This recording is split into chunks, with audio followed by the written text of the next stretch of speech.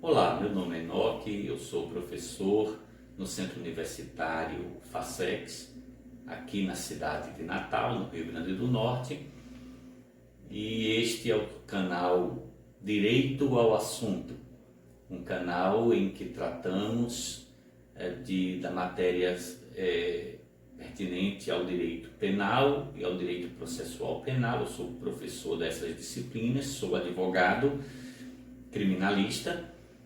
E esta é uma aula de Direito Processual Penal 1. É a nossa quarta aula em Direito Processual Penal 1.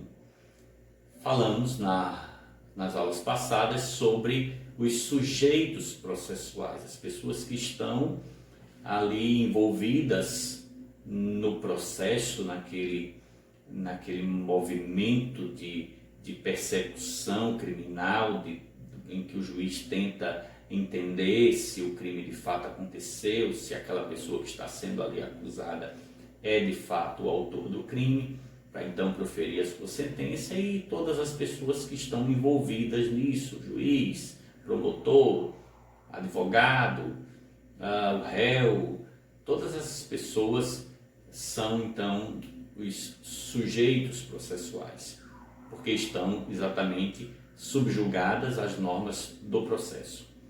Pois bem,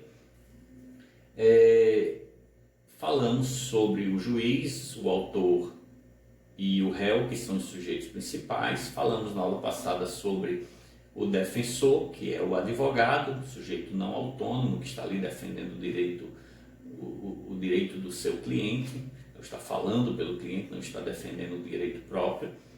E existe uma figura, então, que está também colocada ali como sujeito no processo, que não é obrigatório, é facultativo, que é o assistente da acusação, o assistente do Ministério Público.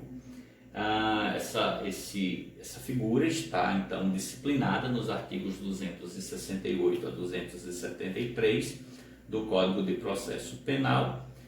E quem é esse elemento? Quem é essa pessoa? Quem é esse sujeito? É um advogado que é contratado pela vítima, pelo ofendido numa ação penal, aquela pessoa que sofreu o crime, que foi vítima do delito, ela ou os seus representantes legais, aquelas pessoas que o representem, por exemplo, num crime de homicídio, a vítima morreu, obviamente. Então, alguém que represente a vítima pode constituir um advogado para que ele integre o processo como assistente da acusação. Então, o artigo 268 diz que em todos os termos da ação pública poderá intervir, então, o ofendido como assistente. Então, ele pode colocar ali o assistente da acusação. Esse assistente da acusação, qual é a sua função? Ele vai trabalhar, ele vai estar ao lado do Ministério Público, fazendo também com que aquela acusação se torne mais veemente, vai trazer provas, vai fazer perguntas, vai participar dos debates orais. Imagine um júri. O assistente da acusação vai ter um momento também de falar ali, de apresentar os motivos pelos quais ele entende que o réu deva ser condenado.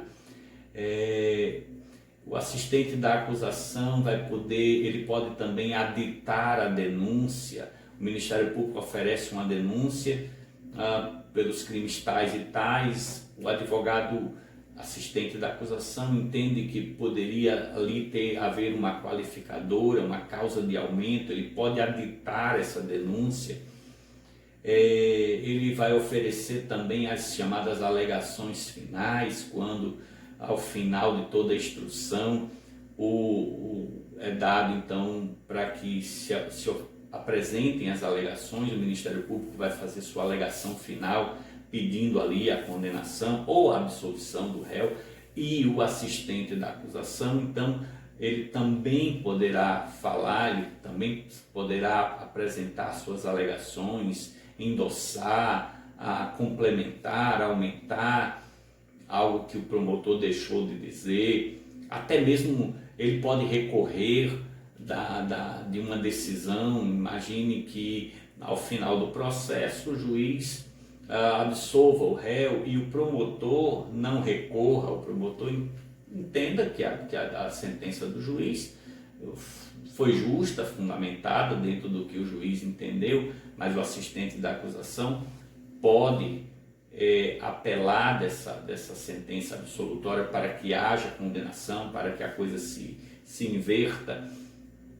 Então, esse assistente ele pode integrar o processo a qualquer momento do processo ele pode se apresentar, ele pode ser constituído pelo ofendido, quem lhe o represente. A admissão do assistente da acusação passa por um parecer do Ministério Público.